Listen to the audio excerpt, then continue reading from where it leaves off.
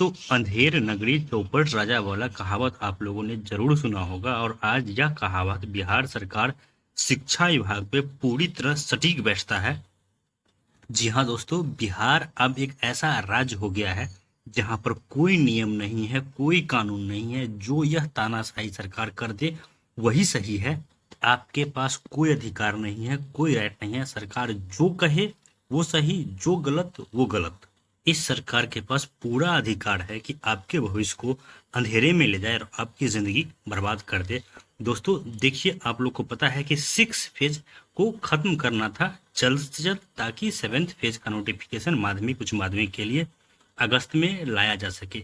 लेकिन इस सरकार का आप लोग चाल देखिए कि इन्होंने फिर से 6 फेज के लिए ही डेट निकाल दिया। आप लोग को पता है कि अभी अभी जो काउंसलिंग खत्म हुआ था 6 फेज का, उसमें सरकार ने पूरी तरह से प्लानिंग करके कुछ नियोजन इकाइयों को छुड़वा दिया। कुछ नियोजन इकाइयों में इन लोगों ने काउंसलिंग कराई ही नहीं। आप लोग कहेंगे कि मैं सरकार पे कैसे यह क्लेम लगा रहा हूँ, ब्लेम कर रहा हूँ, तो जरा सोच के देखिए कि जिन नियोजन इकाइयों में नियोजन नहीं हुआ उसके लिए रिस्पॉन्सिबल कौन है। अगर वहाँ के अधिकारी इसके लिए रिस्पॉन्सिबल है तो उनके ऊपर कार्रवाई क्यों नहीं की गई।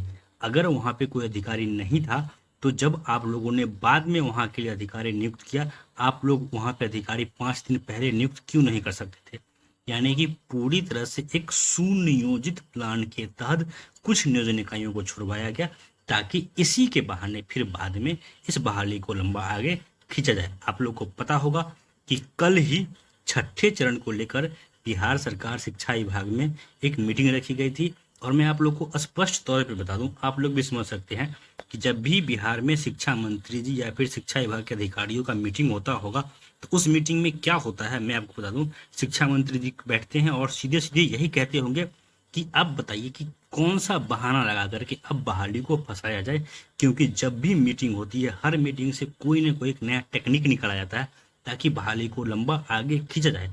आप लोग को अगर याद होगा, जब से STET 19 का रिजल्ट आया, पिछले साल लगभग 1.5 साल हो गए, उसके बाद से ही टाइम लाइन सिर्फ और सिर्फ 1 महीने का दिया जा रहा है कि 1 महीने के अंदर बहाली शुरू हो जाएगी।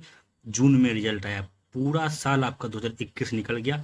ऐसा कहा जा रहा था कि 21 के खत्म होते होते पहले कहा गया अगस्त में, फिर कहा गया दिसंबर में, उसके बाद 22 आ गया। जैसे ही पास आया कि हर महीने हर समाचार पत्रों में बड़े बड़े अक्षरों में छापा गया जनवरी में शुरू होगी बहाली, फिर कहा गया मार्च में शुरू होगी, फिर कहा गया जून में शुरू होगी, फिर कहा गया जुलाई में शुरू होगी, और अभी कहा जा रहा था कि अगस्त में शुरू होगी। लेकिन अब अगस्त में भी यह बहाली नहीं होने जा रही है, क्योंकि 6ठा चरण में जो नियोजन इकाई बच गया था, या फिर यूं कहिए कि जिन नियोजन इकाइयों को में काउंसलिंग सरकार ने जानबूझ के नहीं करवाया था, उन नियोजन इकाइयों में सरकार अब काउंसलिंग कराएगी। और आप अपने सामने देख सकते हैं, आप लोग के पास ये पत्र पहुंच गया होगा। इसके लिए सरकार ने फिर से डेट अनाउंस किया है और इस बहाने आप देख सकते हैं 26 अगस्त 2022 तक के लिए सरकार ने इस बहाली को स्मूथली टाल दिया है। और मैं दावे के साथ कहता हूं कि जैसे ही यह डेडलाइन खत्म होगा, 26 जनवरी खत्म होगा, उससे एक दिन पहले 25 सॉरी मैंने जनवरी कह दिया, 26 अगस्त खत्म होगा, उससे एक दिन पहले 25 अगस्त को फिर से हमारे माननीय सम्माननीय बिहार के भविष्य को बर्बाद करने वाले शिक्षा मंत्री जी शिक्षा विभाग का मीटिंग करेंगे। और उस मीटिंग में सिर्फ एक ही प्रश्न रखेंगे अपने अधिकारियों के सामने कि अब बताइए किस बहाने से बहाली को फंसाया जाए। और फिर इनके जो सो कॉल्ड इंटेलिजेंट आला अधिकारी है, इनको कोई न कोई तरकीब सुझा देंगे कि सर अब देखिए, हमने नियोजन के नाम पे नियोजन इकाइयों को छुड़वा के दो बार बहाली अटका ली, अब चलिए हमारे पास एक और नया टेक्निक है जिसपे हम बहाली फंसा सकते हैं। दोस्तों मैं आप लोगों से हाथ जोड़ कर रिक्वेस्ट करूंगा कि अगर आप बिहार में सरकारी शिक्षक बनने का ख्वाब सजाए बैठे हैं तो प्लीज ये ख्वाब आप छोड़ दीजिए, इस चक्कर में मत पड़िए। आपके पास जो भी ऑप्शन है, आप जो कर सकते हैं, पकौड़ा तल सकते हैं, पकौड़ा तल लीजिए। आप जो कर सकते हैं, प्राइवेट स्कूल में पढ़ा सकते हैं, प्राइवेट में पढ़ा लीजिए, आप कोचिंग खोल लीजिए, दिल्ली पंजाब चले जाइए। लेकिन इस सरकार के भरोसे अगर आप बैठेंगे तो आपका समय बर्बाद होगा और कुछ भी नहीं। और यह जो आप बिहारियों के साथ हो रहा है, हम बिहारियों के साथ हो रहा है, इसके लिए सिर्फ और सिर्फ नेताजी जिम्मेदार नहीं है, मंत्री जिम्मेदार नहीं, इसके लिए 2 शख्स और जिम्मेदार है। एक तो चाटुकार अधिकारी IAS IPS, और दूसरे निठल्ले निकम्मे नकारे मीडिया वाले।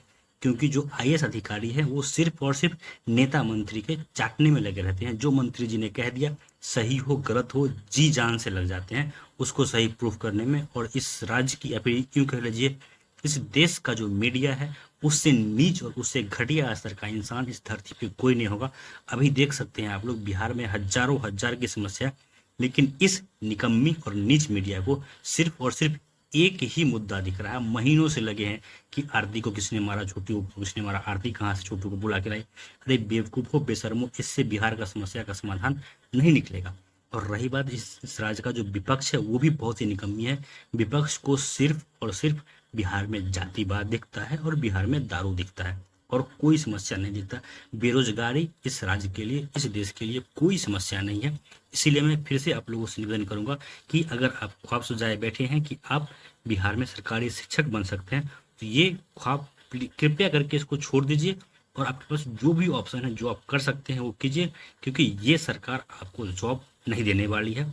और सरकार ही नहीं, इस सरकार में, इस राज्य में पब्लिक को भी सरकारी शिक्षक नहीं चाहिए।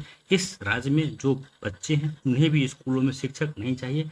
इस राज्य की जो मीडिया है उन्हें भी सरकारी स्कूलों में शिक्षक नहीं चाहिए। अगर ऐसा होता तो ये लोग सरकार पर दबाव जरूर बनाते।